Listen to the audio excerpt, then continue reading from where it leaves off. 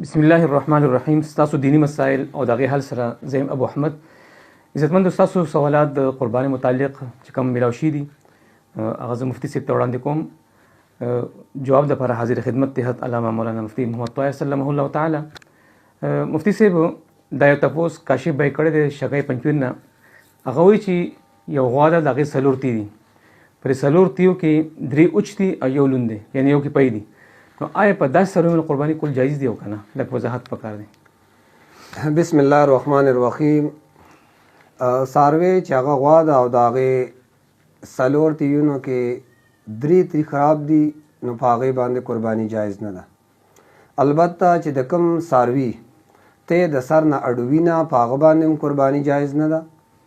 بل دا چې اوښه یا غوا او یا میخه چې د هغې دوه تی کټ شوي وي یا دوه تی هغې د څه بیمارۍ د وجې نه اوچ شوي وي، نو داسې څاروي باندې قرباني هغه جایز نه ده.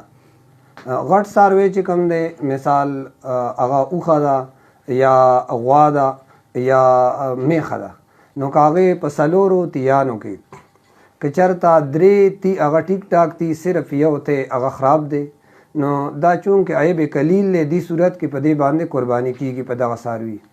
واړه څاروي چې کوم دي، مثال بیزه ده او یا ګډه ده، نو که چېرته د هغې یو تی هغه کټ شوی دی یا د یو تی نه سر کټ شوی دی یا هغه یو تی د څه بیمارۍ د وجې نه اوچ شوی دی، نو دغې صورتونو کې په دغې وړوکي څاروي باندې بیا قرباني جایز نه ده.